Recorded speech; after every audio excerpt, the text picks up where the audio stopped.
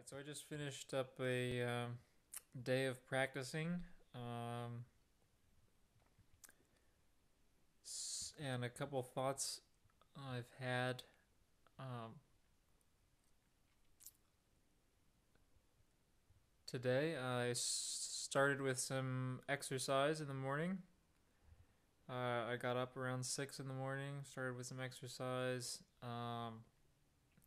and I allowed myself to do some reading. I read two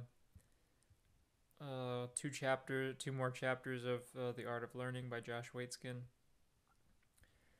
and I read in those two chapters. One was called Beginner's Mind, and the other was called um, investing in something like investing in loss or something like that. And both really interesting. A couple of those chapters where you could like reread every day for the rest of your life. But some of the things that stood out to me were um,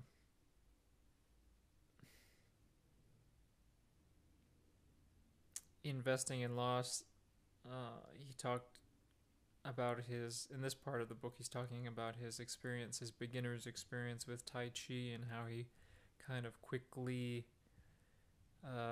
got better, seemingly faster than everybody else, and just continued to grow. And a lot of what he seemed to attribute that to is lack of ego and kind of embracing the sense of flow. So Tai Chi, I guess, is known for this kind of meditative martial art, um, and that's what he started with. Kind of the meditative basic forms and basic maneuvers, nothing competitive or aggressive or anything like that. And while he was doing that, he was just very much in the moment. He was open and receptive to any little nuances from his teacher.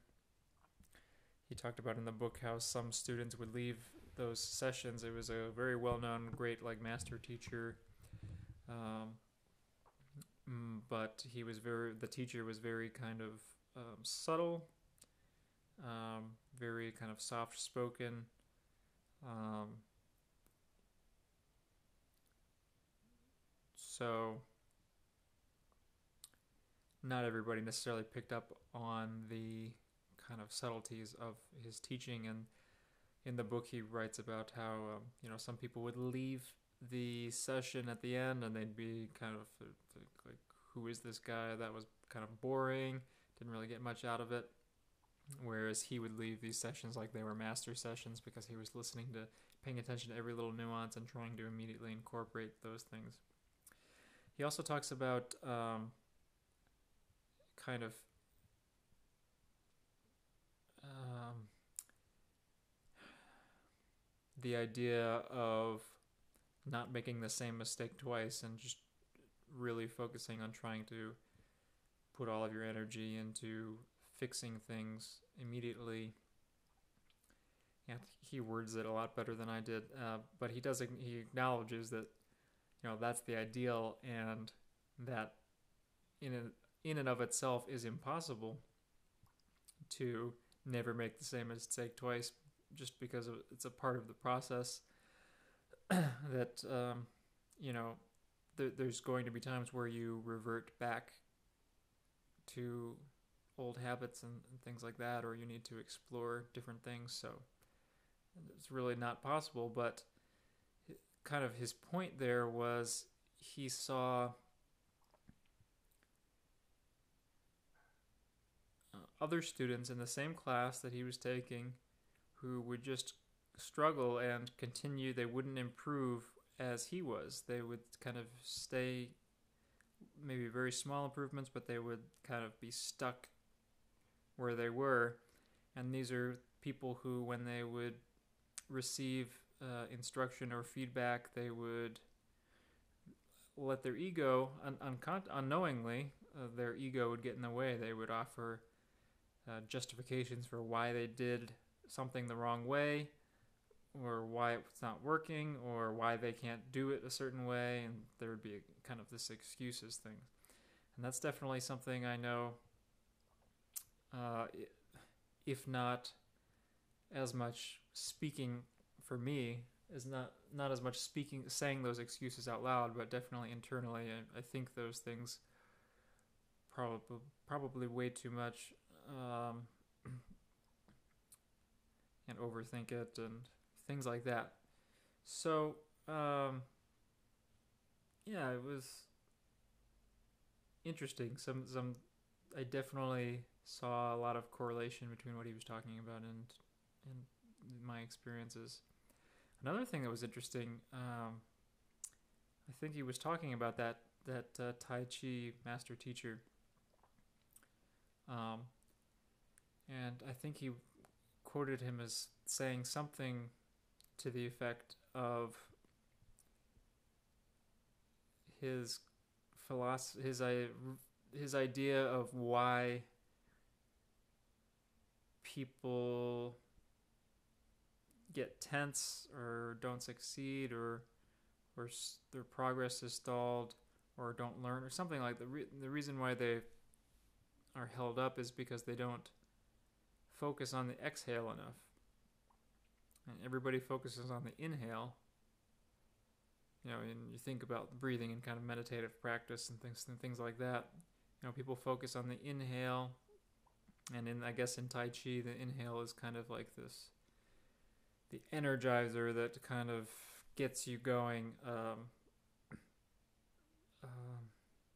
where your body feels ready and energized, and that you feel tingling throughout your body, and things like this. And there were some great analogies in there as to it's one of them was just like the inhalation is like waking up first thing in the morning after a great night's sleep. Yeah,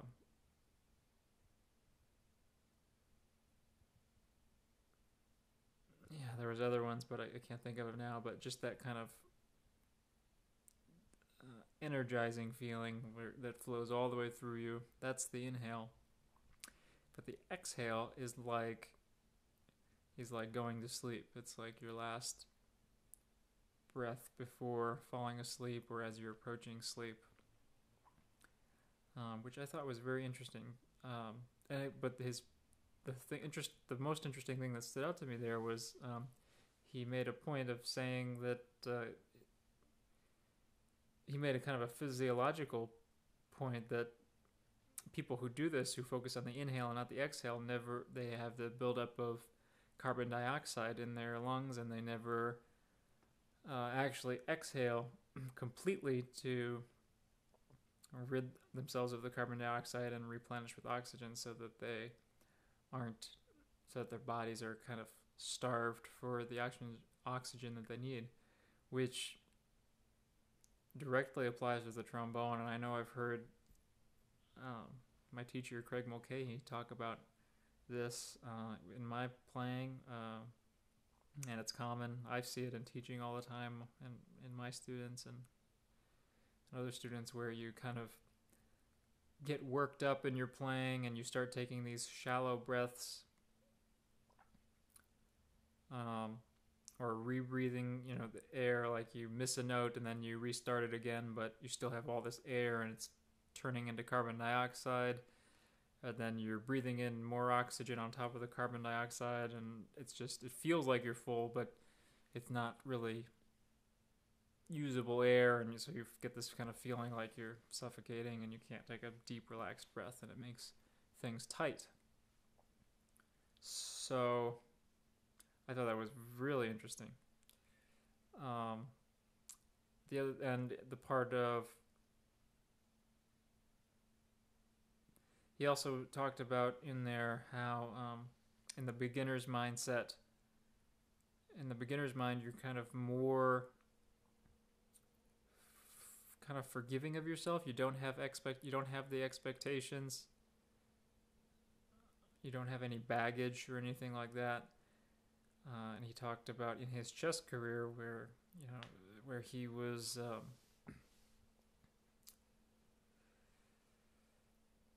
struggling because he had all this baggage of, expectations to perform,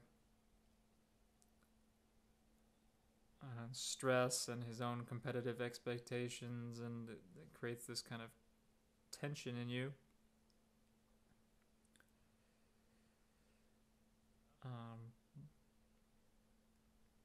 Which can stall progress.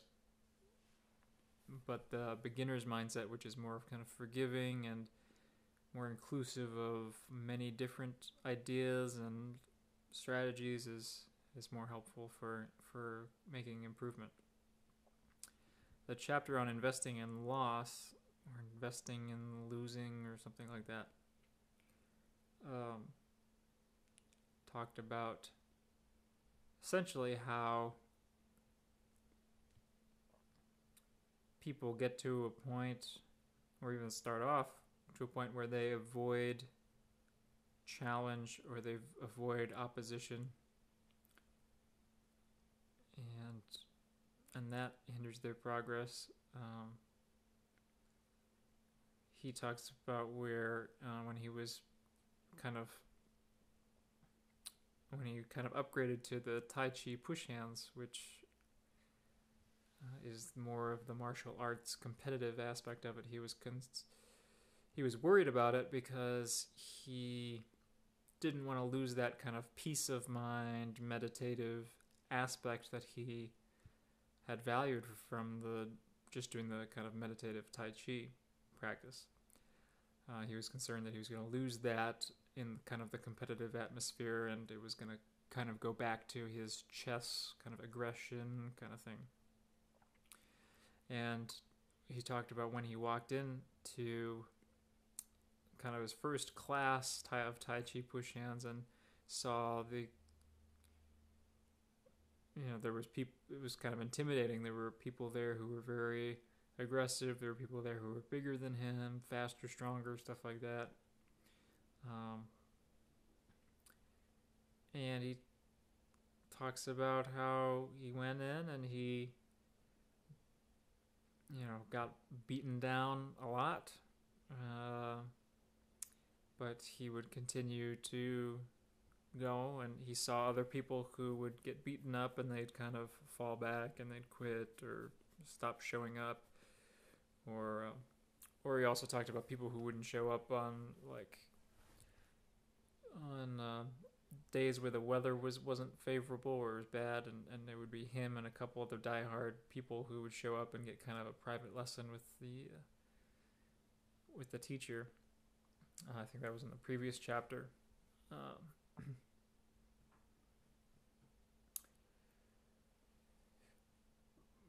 But anyway, so he attributed his kind of quick progress in the Tai Chi push hands to just allowing himself to struggle with it, continuing to work on it. And he talked about how he did fall out of the kind of meditative state, and there were certain things that he couldn't figure out, and eventually he made progress and got into some national competitions or something like that, and he made it to the point where the teacher paired him up with kind of the top student in the studio to face each other. And this was a guy who, karate black belt, big, fast, strong, has been doing various martial arts for years and years, aggressive. He was kind of this guy who liked to humiliate people.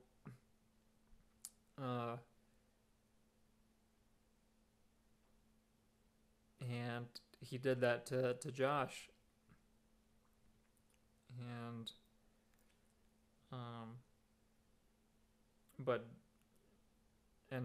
Josh admits it was very painful.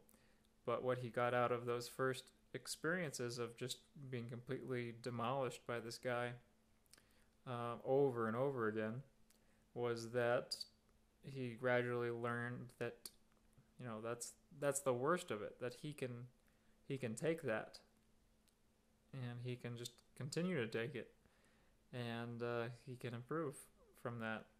And he saw that as he continued to work with this guy and continue to get beaten and beaten, he kind of gradually started to notice little things about his posture, about his technique, about his approach. Just like he would pick apart opponents' chess game, he started to be able to notice little things in this guy's Tai Chi push hands technique, and he would eventually be able to see kind of weaknesses or uh, things that could be exploited, or where areas where he could do the opposite and kind of take advantage. And eventually, it got to the point where he was able to beat this guy. And after a certain point of being able to take this guy, um, the strong martial artist guy, I think in the book he calls him Evan, but that's obviously not his real name.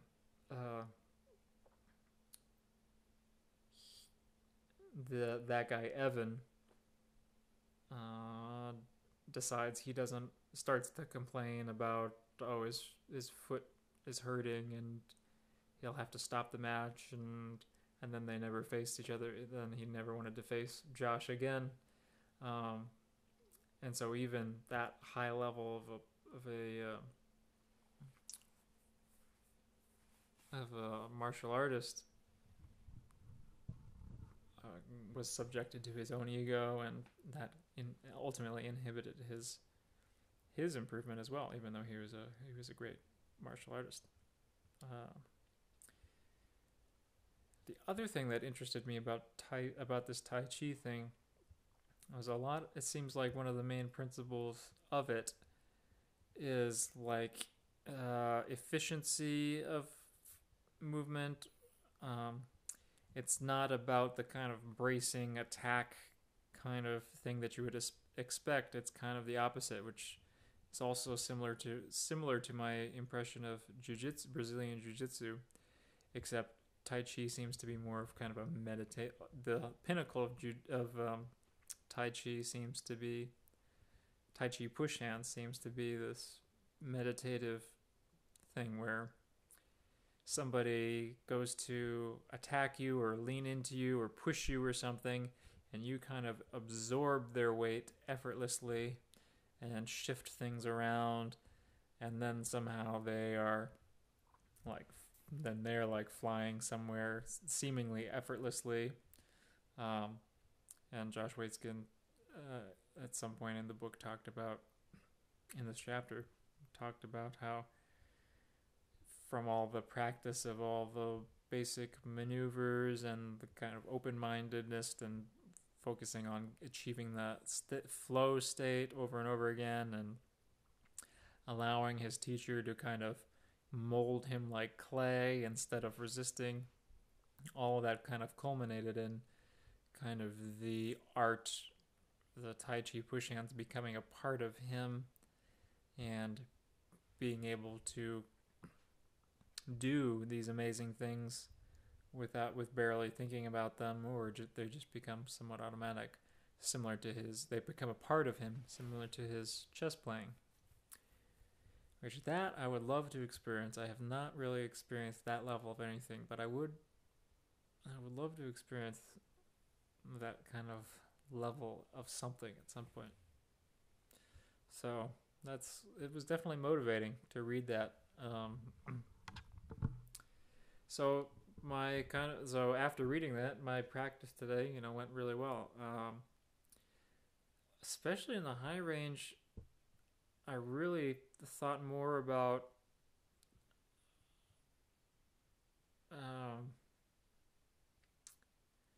I've thought before about like what would this feel like if it were easy, and that helps. But really, I tried to do the opposite of what I would do if it was hard. Pushing into my face, thinking I have to blow a lot of air, really tensing up my abdomen, things like that. And I would try and just keep it.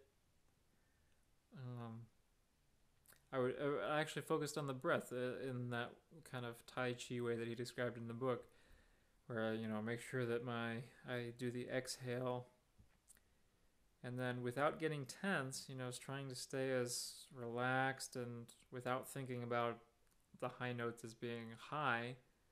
Tried to hear the pitch in my head and take a full energizing breath down low. That was the other thing that was interesting in the book is, I guess, in Tai Chi, there's the kind of the source of your power is like a couple inches below the navel or something like that, which is kind of where, if you're breathing well for the trombone, I think that's where your focus is on the breath, kind of the bottom of the belly area. So, and then it seemed to help a lot. The high register, there was a few repetitions where that end of the last movement of the Peasley really felt great, and I was able to work on that last page with the high F and the high E flat and D flat and all that stuff for quite a while. I think it was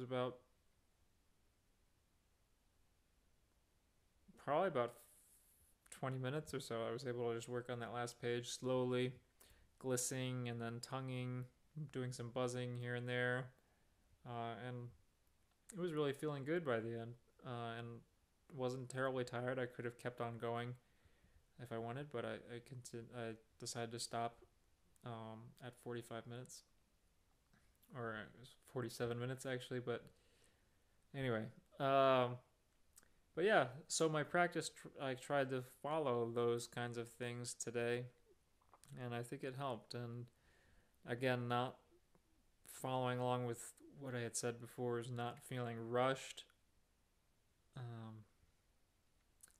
Trying to be in kind of more of a flow state, going back and forth between buzzing and glissing, and really trying to isolate the issues and get comfortable with that. And also in kind of the Tai Chi mentality. Not that I'm anywhere near it. I barely know anything about Tai Chi, but just my impression from reading the book, I focused on the breathing and exhaling and getting rid of tension, and then breathing in that full energizing breath.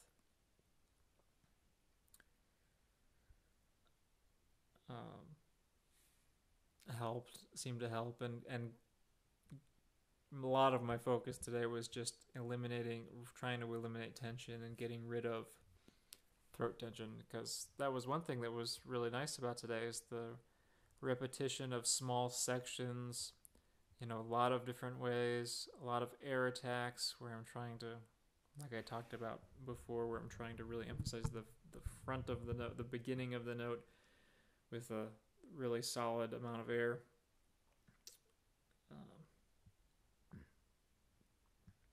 So all of that helped. Doing it in all those different ways, I was able to really notice most of the time I was able to notice when it was getting closed off in the back of the throat here, which was actually occurring quite often, even on notes that were speaking well. So I think that's a real major important thing that I need to keep on focusing on. And I think just when I feel a little bit unconfident or unconfident in the strength of my embouchure, I think I quickly go to that, which probably gets some results. It probably pinches off the airstream a bit, makes things kind of move a bit faster, which can help the airstream, but not good for developing a full sound. And actually, it's probably the only way to get the notes to come out if I'm not supporting from down, not consciously really supporting from the belly and taking the kind of full breath that I need to. I need to compensate by closing off the neck to kind of make the airstream smaller, let the air come out the smaller amount of air come out faster, something like that. So it's starting to make some sense. So definitely a good day. I did get through a good chunk of all three movements very slowly, about 60 beats per minute, with the eighth note subdivision on. So it was all very slow, but I was able to really address some issues and make some progress. So still a little concerned about getting it up to final tempo, but Craig, my teacher, said that if you're trying to make significant changes in your playing, embouchure changes, tongue placement changes, you're not going to be able to do that while playing the music very fast. You have to slow it down, take it very slow to really make those changes that I need to make.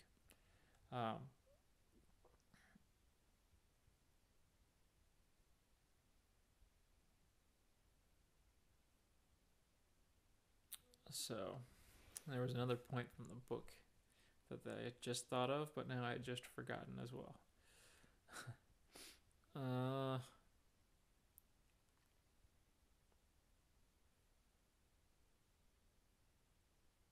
About how you have to really slow things down. Another thing that was interesting about the chapters I read in Josh Waitzkin's book, The Art of Learning, is which also kind of hit home for me, which I had thought of in the past, is that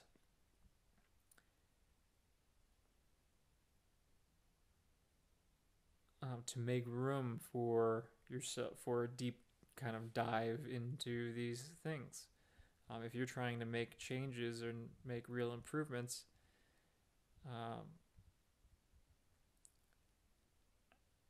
you need to allow yourself freedom and opportunity to actually explore those things and do those things without feeling the pressure of somebody watching you or the expectation of performing a certain way. One thing that, about the investing in loss, one kind of neat thing that he put in there was that, Michael Jordan is known as the basketball player who made the most winning shots, game-winning shots in basketball in NBA history. But what people don't focus on is that apparently he is also the leader in game losing shots, like missed shots that would have been game-winning shots. And that kind of shows that Michael Jordan, was a player who wasn't afraid to fail. He would put himself in those situations where he could succeed or not succeed. And yeah, it would hurt when he didn't succeed. But he wasn't this perfect specimen. He was just somebody who would go after those opportunities where that somebody else who's more ego driven might shy away from, or just not go after those that might stay more reserved. So that's definitely something that I struggle with. I definitely have a hard time putting myself out there and failing. I think I've gotten a little bit better at that over the last couple years, because there's definitely been some times where I just haven't many times actually where I just haven't played like I wanted to, or like I've gone for something and done something even though I felt unprepared for it, which again comes down to my fault for not preparing it the way I should, which is a common theme. Anyway, but I'm not going to get too down on myself right now. So, felt really good about the practice sessions today. I think the other thing is I got more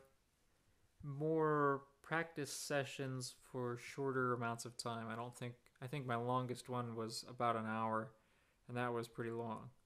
The other ones were about 30 minutes. There was one that I did for maybe 5 to 10 minutes or so before I had to leave to go teach, and then this last one ended up. I was ready to stop around 28 minutes, but I came back to it and ended up going to about 47 minutes. So I think that those shorter sessions work well, which is easier to do since I can practice in this house now, since I'm the only one here for this week, but that's not necessarily going to be as easy when my housemate comes back. I really I really am ready to move into a place of my own.